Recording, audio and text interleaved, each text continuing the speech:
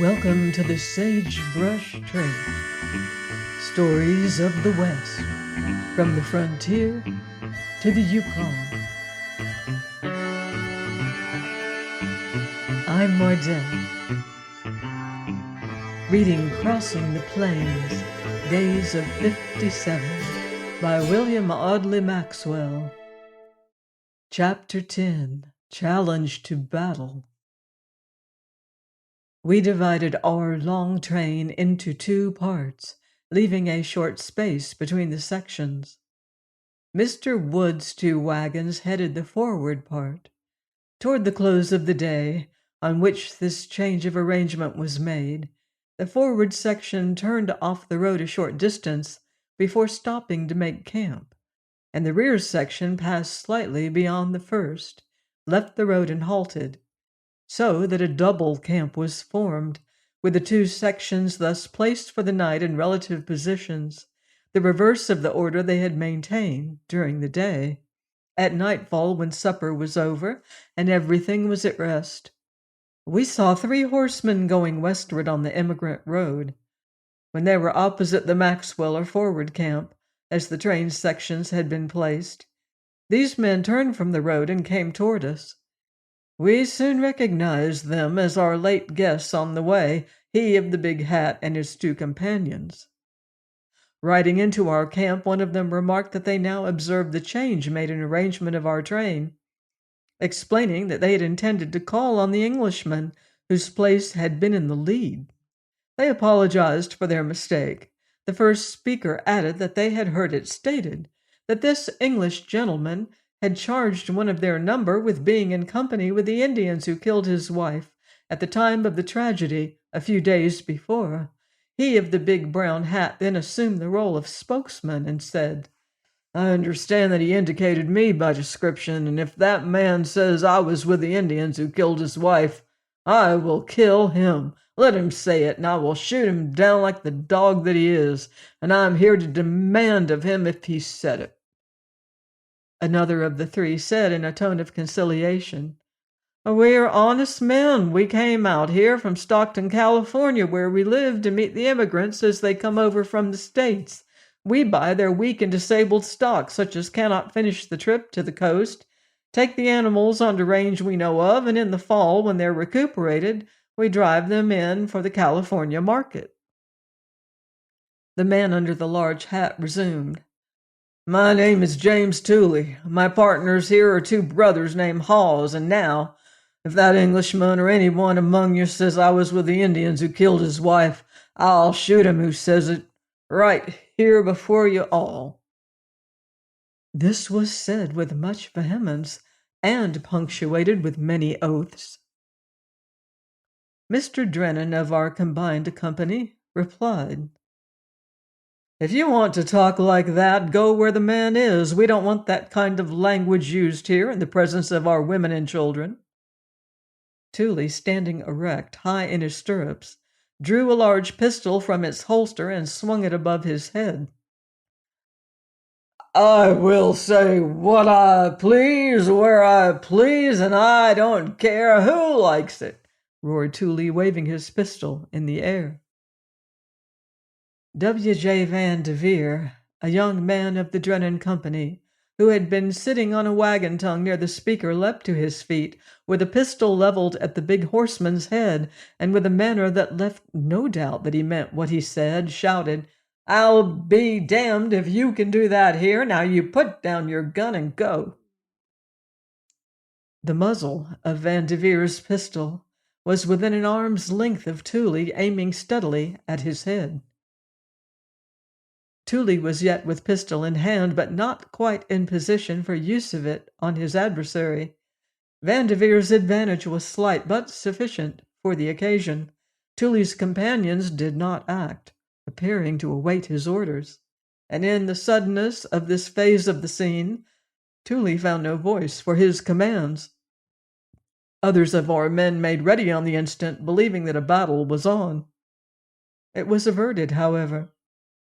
Tooley replaced his pistol in the holster, saying, "Well, of course, as you say, my pie's over yonder. I don't want to kill you fellas." And he didn't.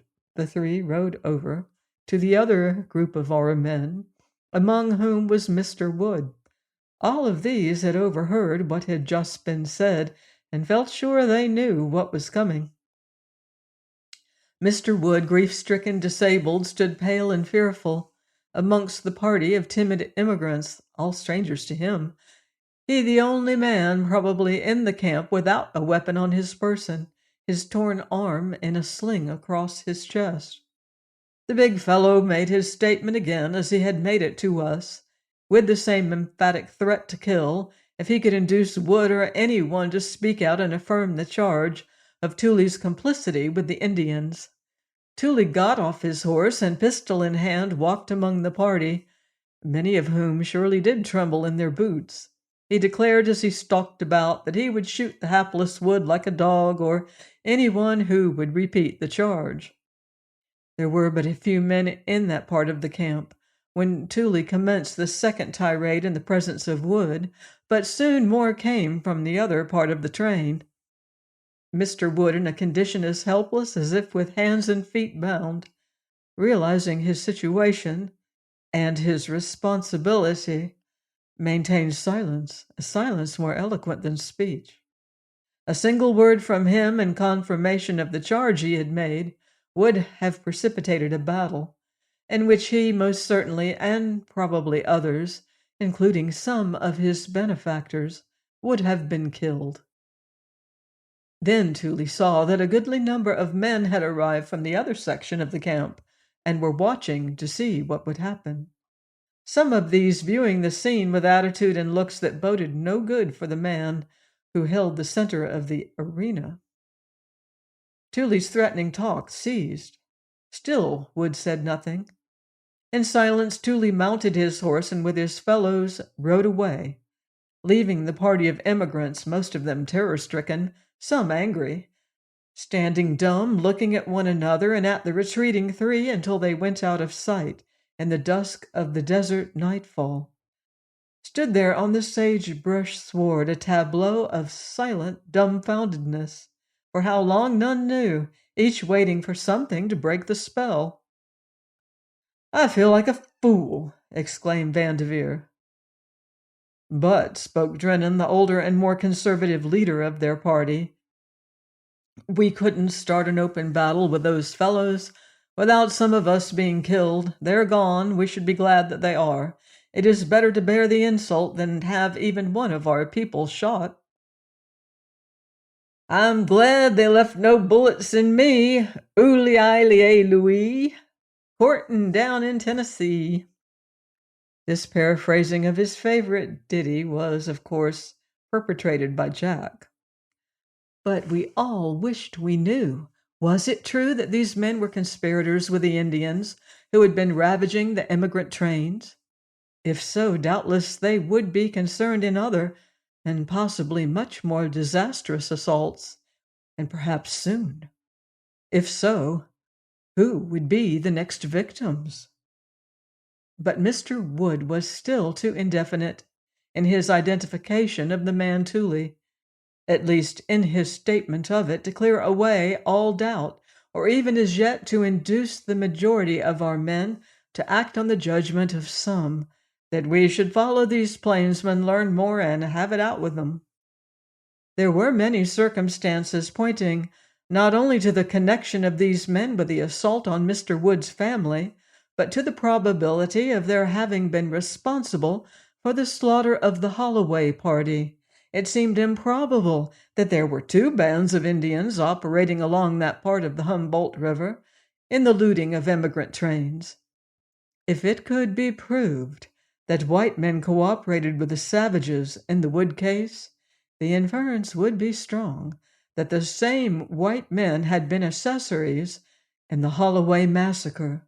The use of guns in those attacks and the evident abundance of ammunition in the hands of the Indians went far toward proving the connection of white men with both those cases. Join me next time for more Western adventure in Crossing the Plains, Days of '57 by William Audley Maxwell. here on the Sagebrush Trail.